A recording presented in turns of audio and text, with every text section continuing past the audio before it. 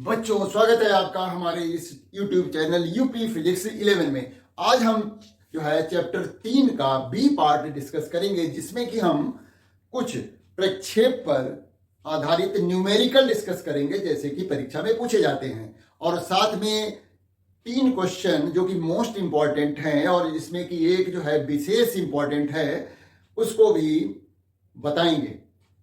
तो ये परीक्षा के दृष्टिकोण से बहुत ही इंपॉर्टेंट प्रश्न हैं और उनको एक तरफ से आप समझने की कोशिश करिए, पूरा वीडियो देखिए, और यदि मान लिया कोई डेरिवेशन है उसको प्रैक्टिस करनी पड़ती है तो 1-2 बार लिख करके देख लीजिए तो वो तैयार हो जाएगा, कहीं कोई दिक्कत नहीं होगी। लेकिन हाँ, लिख करके प्रैक्टिस तो करनी ही पड़ेगी। तो आइए पहले हम कुछ प्रश्न बताते हैं जो कि इस चैप्टर के काफी इंपॉर्टेंट है और अक्सर परीक्षा में पूछे ही जाते हैं। तो देखिए, पहला प्रश्न हमने यहां पर नोट कर रखा है। सीधा प्रश्न है, प्रक्षेप पे गति से आप क्या समझते हैं? सिद्ध कीजिए कि प्रक्षेप का पथ परवलयाकार होता है। ये थ्योरी पार्ट का प्रश्न है और इसमें आप डेरिवेशन करना सीख लीजिए। ये मैंने अपने वीडियो में ऑलरेडी डिस्कस कर रखा है, आप वो वीडियो ढूंढ लीजिए जो कि इस चैप्टर का है, जिसमें कि हमने प्रक्षेप का पथ परवलयाकार होता है ये सिद्ध किया है, और वैसे भी आपके बुक में भी मिल जाएगा। दूसरा प्रश्न बनता है वो है सदिश पर आधारित। यदि 2 सदिश ए तथा बी किसी समांतर चतुर्भुज की भुजाओं से निरूपित किए जाएं तो सिद्ध कीजिए कि उनका परिणामी सदिश का परिमाण r बराबर √a² + b² + 2ab cos theta है, जहां थीटा जो है भुजाओं के चतुर्भुज समांतर चतुर्भुज की भुजाओं के बीच का कोण है। मतलब यहां पर क्या है कि ये 2 सदिश हैं और जिनको समांतर चतुर्भुज की संलग्न भुजाओं से निरूपित किया जा रहा है। ये मान लिया सदिश ये है और ये सदिश बी है और इनके बीच का कोण थीटा है। तो इन 2 सदिशों का परिणामी मान r जो होगा वो इसके विकर्ण से निरूपित होगा, और इस परिणामी वेक्टर का जो मान होगा यानी परिमाण जो होगा वो r बराबर होगा a² + b² + 2ab cos theta. इसको सिद्ध करना सीख लीजिए। अब एक बहुत ही इंपॉर्टेंट प्रश्न है, इस पर न्यूमेरिकल भी प्रश्न जो है पूछे जाते हैं और जो है और सिद्ध करना भी बहुत आसान है। ये मैं करके दिखा देता हूं।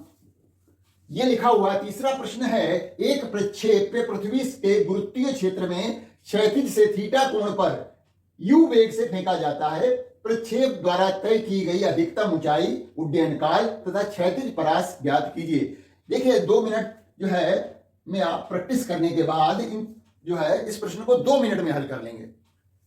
इसके लिए एक चित्र बनाना पड़ता है। देखिए चित्र हम बना दे रहे हैं और इसको करके भी दिखा दे रहे हैं। देखिए ये मान लिया कोई प्रक्षेप पे है, इसका प्रारंभिक वेग जो है u दिया गया है और क्षैतिज से थीटा कोण पर इसको फेंका गया है। अब यहां पर इसके 2 घटक हम लेते हैं। एक क्षैतिज घटक होगा क्षैतिज दिशा में, जिसको हम u लिखेंगे और इसको लिखेंगे u cos थीटा। एक ऊर्ध्वाधर घटक होगा, ये u जो वेग है इसको 2 घटकों में वियोजित किया जा रहा है। तो एक घटक क्षैतिज घटक यह हो गया और ऊर्ध्वाधर घटक हो गया u sin थीटा। ये अब यहां पर थोड़ा समझना ये है कि देखिए इस घटक के कारण u cos थीटा जो घटक है क्षैतिज घटक है, उसके कारण ये वस्तु या पिंड क्षैतिज दिशा में गति कर रहा है और इस घटक के कारण ऊर्ध्वाधर घटक के कारण ये ऊपर की तरफ जा रहा है। दोनों गतियां बिल्कुल एक दूसरे से इंडिपेंडेंट मान के चलिए। क्षैतिज दिशा में जो गति हो रही है वो u cos थीटा की वजह से हो रही है और ऊर्ध्वाधर दिशा में जो गति हो रही है वो इस ऊर्ध्वाधर घटक की वजह से हो रही है।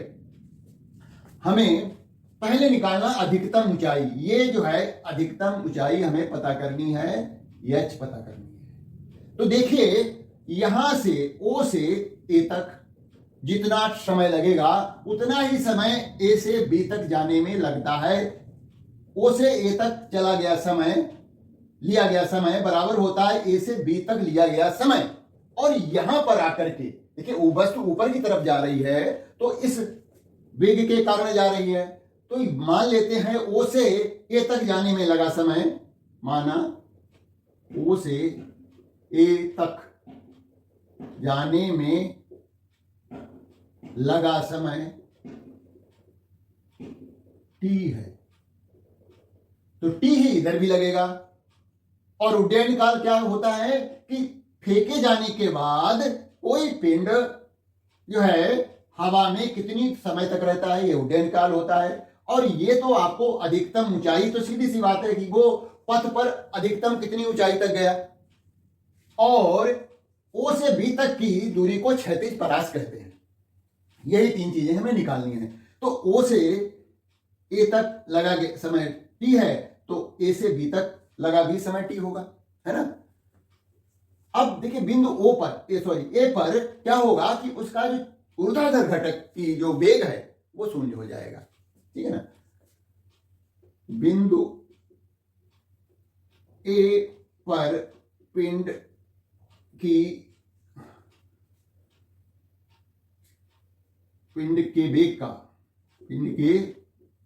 वेग का ऊर्ध्वाधर घटक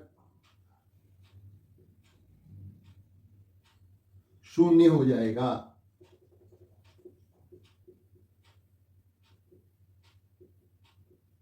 और ये हम बताया जा चुका है कि जो क्षैतिज घटक है वो पूरे रास्ते में समान रहेगा, नियत रहेगा। क्यों नियत रहेगा? क्योंकि क्षैतिज दिशा में कोई बल नहीं लग रहा है। बल जो लग रहा है, पृथ्वी जो आकर्षण बल लगा रही है वो नीचे की तरफ अपनी ओर खींच रही है। तो हम इसके लिए पहला पार्ट हम कर रहे हैं यहां से।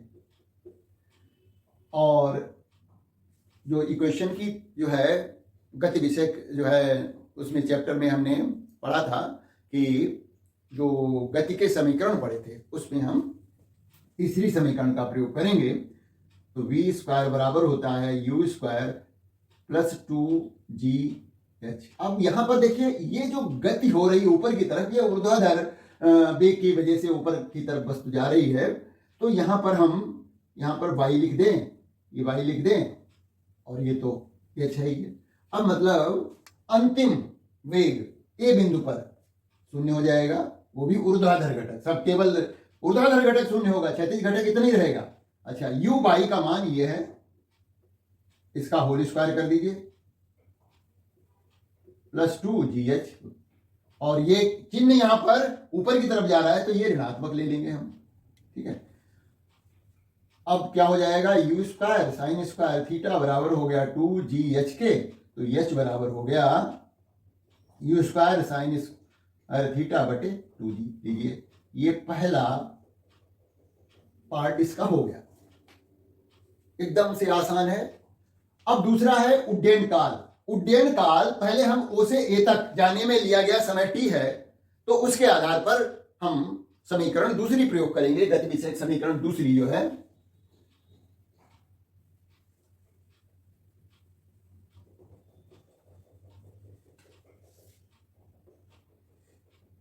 तो इसके लिए s इज इक्वल टू हो जाएगा ut plus half gt square, है ना।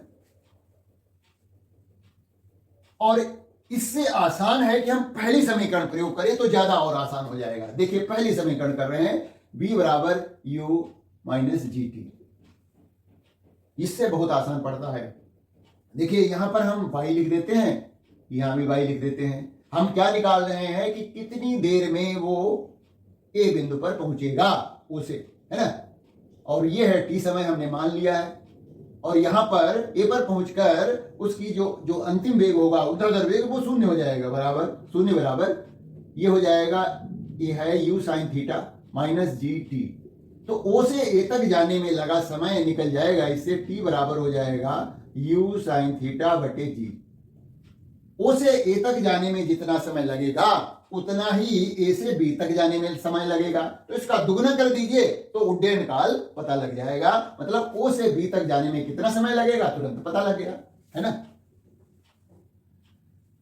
तो ओ से बी तक जाने में लगा समय, इसको हम उड्डयन काल कहते हैं।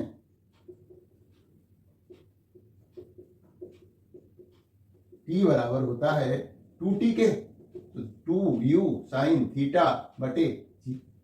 ये देखिए दूसरा सूत्र आ गया उड्डयन काल का। अब हमें क्षैतिज परास ज्ञात करनी है। क्षैतिज दिशा में जो पिंड चल रहा है वो क्षैतिज वेग की वजह से चल रहा है। तो क्षैतिज परास क्या है? क्षैतिज परास वो है ओबी के। ओबी दूरी पता करनी है तो क्या करेंगे? u cos थीटा इंटू उड्डयन काल। भाई वो से बी तक पहुंचने में कितना समय लगा, है ना, वो से गुणा कर दीजिए। तो ओबी क्षैतिज परास जो हो जाएगी u cos theta into T का मान 2u साइन थीटा बटे जी। तो ये हो जाएगा आपका, इसको देखिए 2 हम बाद में लिख रहे हैं, पहले u स्क्वायर लिख रहे हैं, फिर लिख रहे हैं 2 साइन थीटा कॉस थीटा बटे जी। और 2 साइन थीटा कॉस थीटा बराबर होता है साइन 2 थीटा। तो ये हो जाएगा u स्क्वायर साइन 2 थीटा बटे जी। क्षैतिज परास जिसको हम r से प्रदर्शित करते हैं वो देखिए सूत्र आ गया है। यदि अधिकतम क्षैतिज परास की दूरी पता करनी हो कि अधिकतम क्षैतिज परास कितनी होगी, तो उसके लिए थीटा का मान देखिए, साइन थीटा जो है 90 डिग्री में अधिकतम मान होता है, साइन 90 डिग्री 1 होता है। तो यहां 90 कैसे आएगा? जब ये 45 थीटा का मान 45 रखा जाए। तो अधिकतम परास के लिए, अधिकतम परास के लिए थीटा बराबर हो गया 45 डिग्री। तो आर मैक्स बराबर हो जाएगा u स्क्वायर साइन 2 इंटू 45 बटे जी। तो देखिए ये हमारा एक हो जाए, साइन 90 डिग्री हो गया तो u स्क्वायर बटे जी, ये आर मैक्स हो गया। यदि ये अलग से पूछा जाता तो उसी तरह से हम एच मैक्स भी निकाल लेते हैं कि अधिकतम कितनी ऊर्ध्वाधर ऊंचाई प्राप्त करेगा। तो ये देखिए तीनों सूत्र हमने निकाल दिए हैं, एकदम से आसान है। प्रैक्टिस करेंगे तो आप 2-3 मिनट में इनको आसानी से कर लेंगे। तो हमारे 3 सूत्र निकल करके आए हैं और एक एच वाला आया था u square sine square theta बटे 2g, है ना। एक r का मान ये आया है और r मैक्स और t बराबर आया था t equal 2u sine theta बटे g। ये 3 सूत्र हमारे हैं जो कि मतलब परीक्षा में भी निकालने को आते हैं, साथ में इस पे न्यूमेरिकल भी लगाए जाते हैं। तो आइए अब हम न्यूमेरिकल देखते हैं इन्हीं सूत्रों के आधार पर, है ना। हम सूत्र इधर लिख देते हैं। देखिए हमने आर मैक्स से लिख दिया, पहले आर पहले लिखते हैं। आर बराबर है u स्क्वायर साइन 2 थीटा बटे जी। आर मैक्स जो है उसका मान होता है u स्क्वायर बटे जी। टी का मान जो होता है वो 2u साइन थीटा बटे जी। और h बराबर होता है u square sine square theta बटे 2g। यदि हमें h मैक्स पता करना है तो साइन थीटा की वैल्यू 1 कर दीजिए तो h मैक्स पता लग जाएगा। h मैक्स बराबर के लिए क्या होना चाहिए? साइन थीटा की वैल्यू 1 होनी चाहिए। तो ये हो जाएगा u स्क्वायर बटे 2g, h मैक्स हो गया। तो ये सूत्र है इसके। आइए अब हम प्रश्न 4 प्रश्न हमने ढूंढ के रखे हैं, नोट किए हैं। इसी तरह के और भी प्रश्न परीक्षा में पूछे जा सकते हैं। कुछ प्रश्न यदि करना आ गया तो आप निश्चित रूप से कर लेंगे। पहला प्रश्न है, कोई क्रिकेट का खिलाड़ी किसी गेंद को पृथ्वी पर अधिकतम 100 मीटर की क्षैतिज दूरी फेंक सकता है, तो वह खिलाड़ी उसी गेंद को पृथ्वी से ऊपर की ओर अधिकतम कितनी ऊंचाई तक फेंक सकेगा? अधिकतम क्षैतिज दूरी 100 मीटर दी गई है। देखिए अधिकतम क्षैतिज दूरी का सूत्र ये है। प्रश्न 1, आर मैक्स बराबर होता है u स्क्वायर बटे जी। ये देखो लिखा, और इसका मान हमें मालूम है वो है 100 मीटर। 100 मीटर बराबर हो जाएगा u स्क्वायर बटे जी। तो u स्क्वायर बराबर हो गया 100g। इसको ऐसे लिखा रहने दीजिए, है ना। अब हमसे पूछा जा रहा है कि वो अधिकतम यदि ऊर्ध्वाधर ऊपर की ओर फेंके तो अधिकतम कितनी ऊंचाई तक फेंक पाएगा? तो इसमें तीसरी समीकरण लगेगी, ऊपर की तरफ जाएगा तो यहां पर वेग उसका शून्य हो जाएगा, अंतिम वेग, है ना। तो ये दूरी हमें निकालने को कहा जा रहा है। तो तीसरी समीकरण v स्क्वायर बराबर u स्क्वायर माइनस 2gh, हमें h निकालनी है। ये शून्य हो जाएगा, u स्क्वायर का मान इतना आया था हमारा अभी, माइनस 2g और h, तो 2gh बराबर हो गया 100g के, h बराबर हो जाएगा 100g बटे 2g, जी कट गया, ये हो गया आपका 50। तो वो 50 मीटर ऊंचाई तक फेंक लेगा। एकदम से आसान प्रश्न है। अगला देखिए, दूसरा प्रश्न है कि 40 मीटर ऊंची मीनार से एक गोला क्षैतिज दिशा में 20 मीटर प्रति सेकंड के वेग से छोड़ा जाता है। यह कितने समय पश्चात तथा मीनार से कितनी क्षैतिज दूरी पर टकराएगा। ये थोड़ा सा अलग प्रश्न है, इसमें क्षैतिज प्रक्षेप वाला प्रश्न है ये। देखिए प्रश्न 2, यहां पर यहां से इस तरह से क्षैतिज दिशा में फेंका गया, यहां से ऐसे पूछा जा रहा है कि कितने समय पश्चात तथा मीनार से, ये मीनार है, ये वेग जो दिया गया है 20 मीटर प्रति सेकंड, है ना। अब देखिए क्षैतिज वेग इसका नियत रहेगा, ऊर्ध्वाधर वेग जो है, प्रारंभिक ऊर्ध्वाधर वेग क्या है, u x तो कितना है 20 मीटर पर सेकंड है ना, और u y जो है वो शून्य है। ऊर्ध्वाधर y जो ऊर्ध्वाधर घटक है, प्रारंभिक ऊर्ध्वाधर घटक शून्य है, केवल क्षैतिज घटक है। और जो है ये मान लिया वो बिंदु है, यार है, ये ऊंचाई है। अब हमें समय पता करना है कि कितनी देर में वो पृथ्वी पर पहुंचेगा। हमें यहां पर ये कॉन्सेप्ट ध्यान में रखना है कि जितनी देर में वो जो है, यहां पर ए लिख देते हैं, ये बी लिख देते हैं, बी से ए तक पहुंचेगा। जितनी देर में बी से ए तक पहुंचेगा, ठीक उतनी देर में वो बी से ओ ऊर्ध्वाधर दूरी तय कर लेगा। मतलब कितना नीचे आ जाएगा, जितनी देर में वो ओ से ए दूरी समझो क्षैतिज दूरी तय करेगा, ठीक उतनी देर में वो बी से ओ आ जाएगा। मतलब ऊर्ध्वाधर कितना नीचे खिसक जाएगा, वो ऊंचाई होगी बी ओ, और क्षैतिज दूरी क्या होगी ओ ए, है ना। तो इस आधार पर हम यदि दूसरी समीकरण लगाएं तो समय आसानी से निकाला जा सकता है। दूसरी समीकरण h बराबर होता है u y t, है ना, minus half G T square, नीचे की तरफ आ रहा है तो प्लस। अब यहां पर हमारा ऊर्ध्वाधर घटक जो है प्रारंभिक वो शून्य है, तो तो हमें पहले हम जो है समय का जो है सूत्र निकाल ले रहे हैं, ये 0 into T plus half G T square, तो टी बराबर हो जाएगा 2 से गुणा हो जाएगी 2h बटे जी और वर्गमूल, इतना समय लगेगा, है ना। भाई 2h हो गया, जी नीचे आ गया, वर्गमूल हो गया। अब यहां पर देखिए 40 मीटर ऊंची मीनार है, तो 2 गुणा 40 लिख दीजिए, बटे जी का मान 10 ले लेते हैं, जहां नहीं दिया है वहां 10 ले लेते हैं, 10 ले लीजिए, तो ये कट जाएगा आपका 0, है ना। तो इस तरह से इसको √8 सेकेंड लगेंगे, और इसको हम 2√2 सेकेंड भी कह सकते हैं। तो पृथ्वी तक आने में जो है कितना समय लगा, 2√2 सेकेंड लग रहे हैं, है ना। देखिए यहां पर ये ध्यान देना है कि ये ऊर्ध्वाधर घटक u भाई प्रारंभिक जो ऊर्ध्वाधर घटक वो शून्य है ना। और इस तरह से समय हमने निकाल दिया। अब इतने ही समय में वो ओ से ए दूरी तय कर रहा है, और वो क्यों कर रहा है, ये 20 मीटर पर सेकेंड जो ऊर्ध्वाधर वेग क्षैतिज वेग है उसकी वजह से, और क्षैतिज वेग नियत रहता है, इसमें कोई कमी नहीं आती, क्योंकि क्षैतिज दिशा में कोई वेग जो है बल नहीं लग रहा होता है।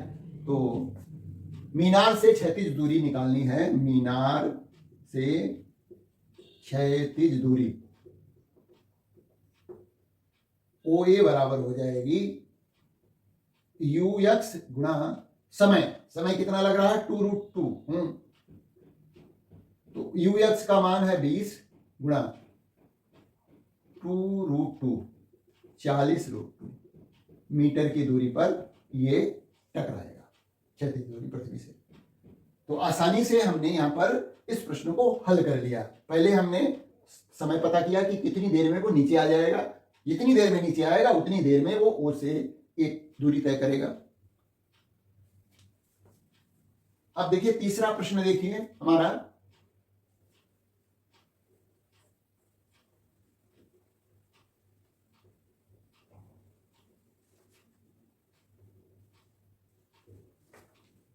तीसरे प्रश्न में क्या दिया गया है कि एक जलते हुए भवन से 50 मीटर दूरी पर एक फायरमैन जल धारा को 36 से 30 डिग्री के कोण पर ऊपर की ओर फेंकता है। यदि जल धारा का वेग 40 मीटर पर सेकंड हो तो वो भवन की कितनी ऊंचाई तक जलधारा टकराएगी। देखिए ये कोई भवन है और इस भवन से 50 मीटर की दूरी पर एक फायरमैन खड़ा हुआ है और वो 30 डिग्री के कोण पर जलधारा को फेंक रहा है ना। ये 30 डिग्री दिया गया है। अब यहां पर ये कोई अधिकतम ऊंचाई नहीं है, इस प्रक्षेप की कोई अधिकतम ऊंचाई नहीं है। अधिकतम ऊंचाई तो यदि मान लिया थोड़ा और दूर चला जाए तो हो सकता है कि और ऊंचाई तक चला जाए जलधारा। तो हमें 50 मीटर की दूरी के हिसाब से देखना है और हमें ये मालूम है कि जो वेग है इसका दिया गया है प्रश्न में 40 मीटर है। u का मान दिया गया है 40 मीटर पर सेकेंड, ठीक है। तो u यक्स बराबर हो जाएगा u cos theta, u cos 30 degree, और ये हमारा u 40 है, cos 30 डिग्री √3/2 हो गया। तो ये हो गया 20√3 u sin थीटा होगा हमारा 40 गुणा sin 30 1/2, तो ये हो गया 20 मीटर पर सेकेंड, ठीक है। अब ये कितनी देर में, समय हम निकाल लें कितनी देर में जो है ये क्षैतिज दूरी तय करेगा।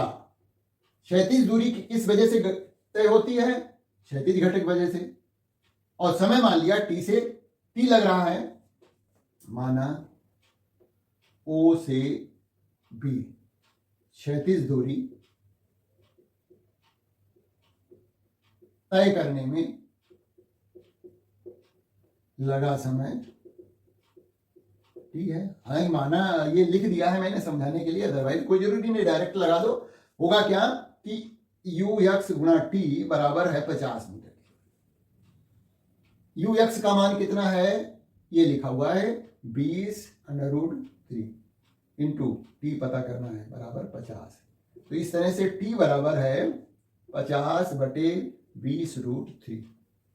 ये तो शून्य से कट गया तो टी का मान आ गया 5/2√3। इतने सेकंड के में वो यहां से यहां पहुंच जाएगा, या कहें इतनी देर में वो क्षैतिज दूरी तय करेगा।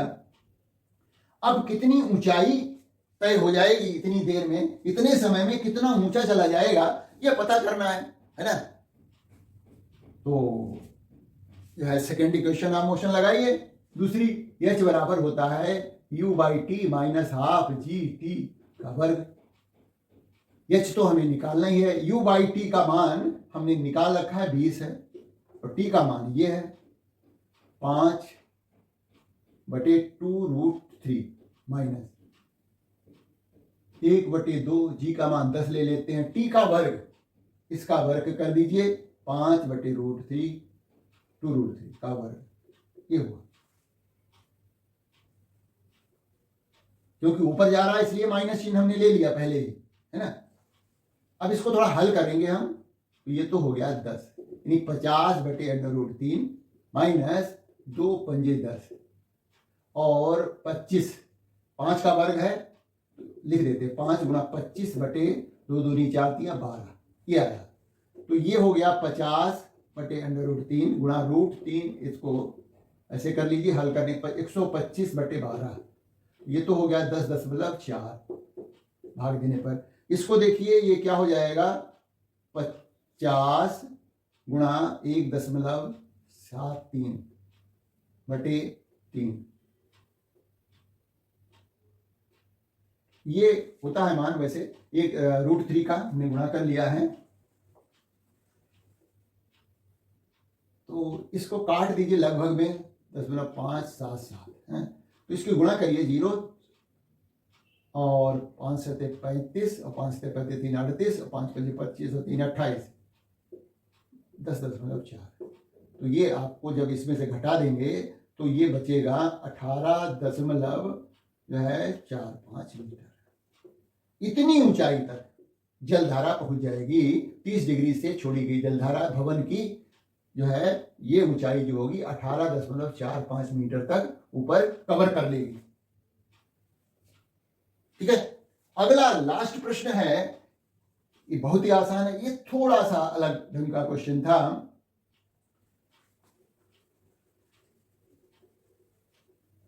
अंतिम प्रश्न है चौथा, वो क्या है, एक पत्थर 36 से 45 डिग्री कोण पर 49 मीटर की चाल से ऊपर फेंका जाता है। थीटा 45 डिग्री है और यू जो है वो है 49 मीटर पर सेकेंड। क्षैतिज परास की गणना करो। हालांकि क्षैतिज परास का सूत्र हमारे पास लिखा हुआ है, हम डायरेक्ट इस पे लगा सकते हैं, है ना। तो देखो R बराबर होता है यू स्क्वायर साइन 2 थीटा बटे जी, है ना। तो यू स्क्वायर ये है 49 गुणा 49 इंटू साइन 2 थीटा साइन 2 गुणा 45 बटे जी का मान इसमें 9.8 दिया गया है तो हमें उतने लगाना पड़ेगा। ये साइन 90 डिग्री हो गया तो इसका मान हो गया 1, तो ये हो गया 49 गुणा 49 गुणा 1 बटे 9.8। और ये ध्यान रखें कि 9.8 पंजे होता है, 5 बार जाएगा ये। 5 ने 45 के 5 हाथ से 4, 5 चौक 20 4 24, इतने मीटर जो है परास, क्षैतिज परास हो गई। तो ये बहुत ही इंपॉर्टेंट बेसिक प्रश्न थे। उम्मीद है कि ये सारे प्रश्न समझ में भी आए होंगे। कुछ और प्रश्न इस तरह से हल कर लीजिए इन सूत्रों के आधार पे, तो कोई भी प्रक्षेप का क्वेश्चन जो है परीक्षा में जो है हल कर पाएंगे। तो वीडियो को लाइक करिए, सब्सक्राइब करिए। Thank you for watching this video.